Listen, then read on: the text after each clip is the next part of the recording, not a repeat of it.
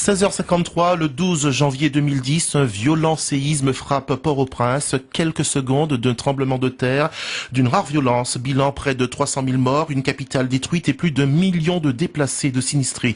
2 ans après, c'est journée du souvenir à Port-au-Prince. 2 ans après, cette question, à quand la reconstruction d'Haïti? Bonjour Kinvi Logosa. Bonjour Maurice, bonjour à tous les auditeurs. Vous êtes professeur à l'Université des Antilles et de la Guyane. En 2010, vous étiez au moment du séisme à la direction de l'Institut Aimé Césaire à Port-au-Prince. Vous êtes également économiste, rappelons-le, Kinvi Logosa. Comment comprendre que la reconstruction de Port-au-Prince apparaisse comme un problème quasi insurmontable aujourd'hui? Oui, d'abord Maurice, j'aimerais donc saluer en ce jour les Haïtiens d'Haïti et puis de la diaspora et leur dire que évidemment il faut qu'ils prennent courage et que évidemment ce n'est qu'un moment de la vie et que on doit surmonter ce moment. Alors, ceci dit, pour revenir à votre question, la reconstruction, elle a eu des difficultés pour une raison qui est particulière. C'est que l'année 2010, l'année du séisme, était une année électorale. Année où on devait élire le président et on devait élire le Parlement.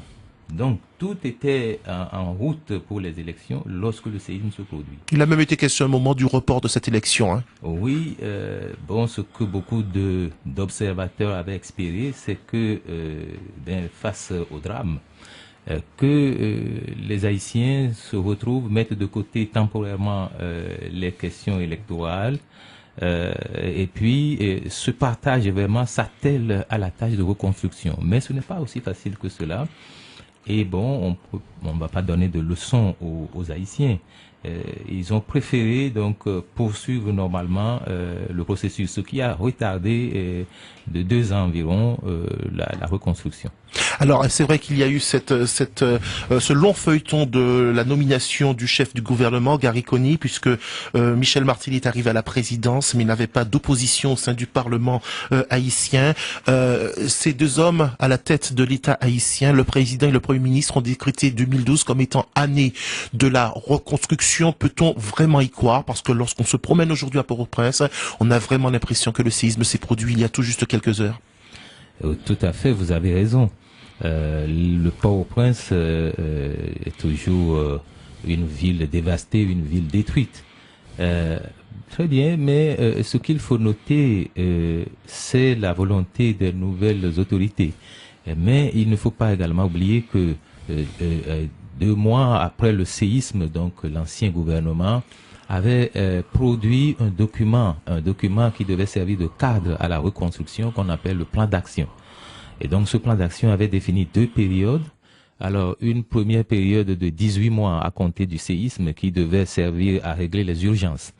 Et puis la phase de reconstruction allait démarrer après, c'est-à-dire qu'aujourd'hui, eh bien, nous sommes dans cette 2e phase où la reconstruction doit s'amorcer et nous avons quand même des facteurs favorables aujourd'hui. C'est la nouvelle présidence, donc un nouveau président qui est pratiquement sur tous les fronts, qui est assez dynamique, qui est en avant, qui se met en avant, suivi de son premier ministre. Donc on espère qu'il y aura un frémissement. Alors, tout est situation d'urgence à Port-au-Prince.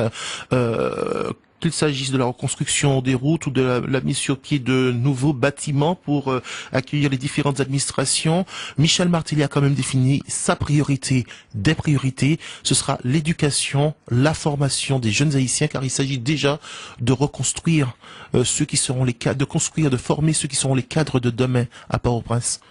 Tout à fait, vous avez raison. Le président Martelly est arrivé au pouvoir avec un programme phare, un projet phare. C'est le projet de l'école gratuite pour tous.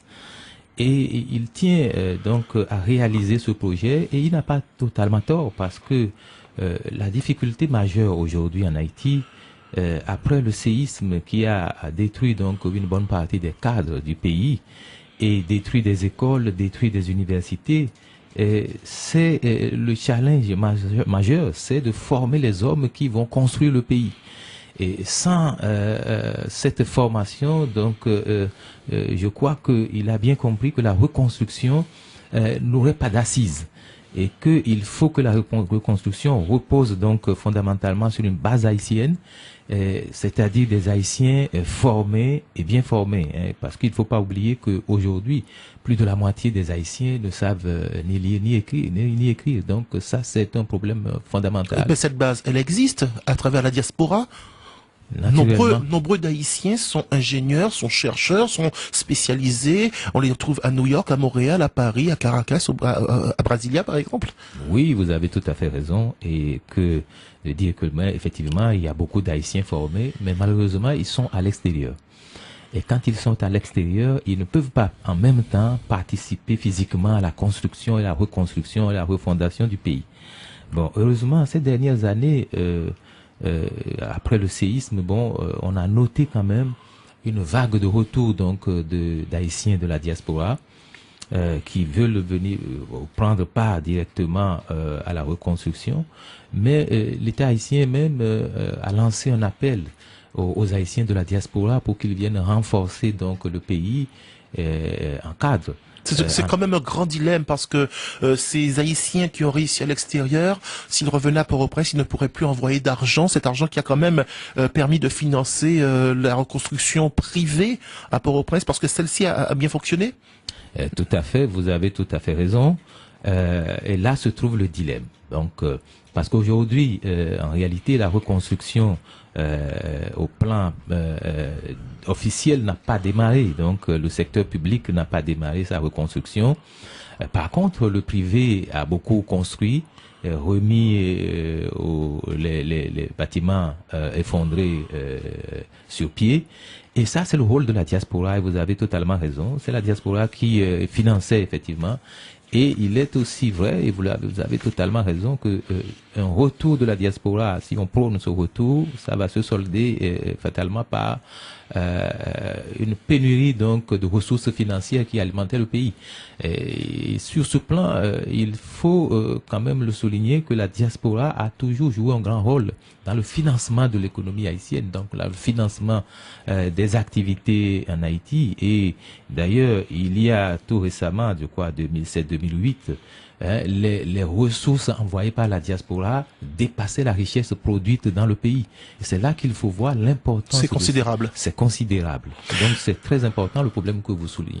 Alors l'aide internationale, elle s'est manifestée très très vite dès le lendemain du séisme. Une aide internationale qui avait été annoncée comme étant très très importante et qui était quand même un peu freinée devant le flou, l'incertitude politique, le long feuilleton lié à la nomination du chef du gouvernement.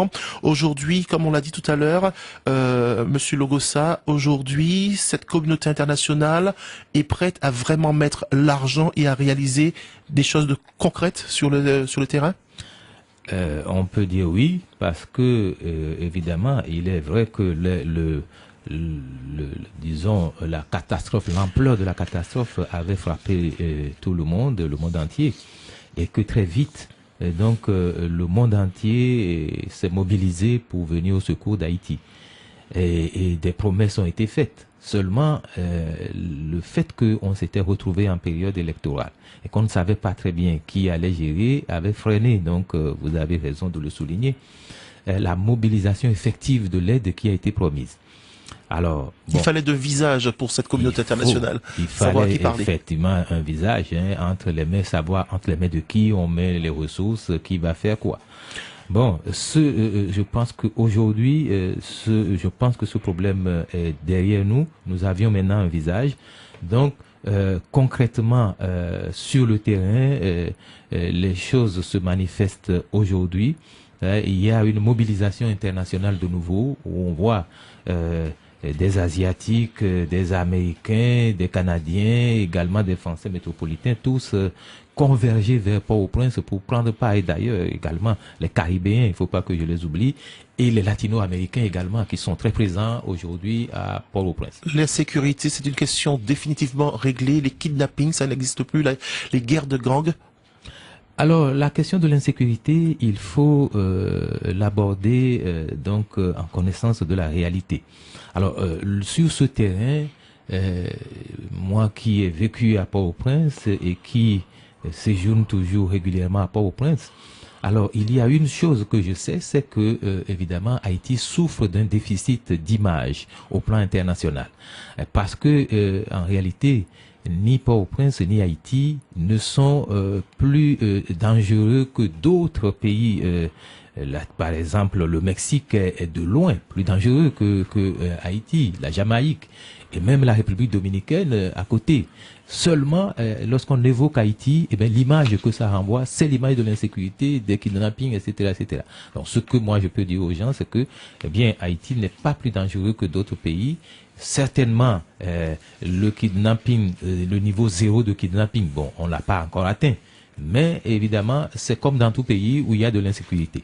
Merci d'avoir été ce matin avec nous, Kinvi Logosa. On rappelle que vous êtes l'auteur d'un ouvrage intitulé L'éternité d'un instant, séisme du 12 janvier 2010 à Port-au-Prince, et que ce soir, vous serez à la Batelière à 18h30 pour un forum de réflexion sur la thématique Haïti-Martinique, coopération dynamique pour un développement partagé.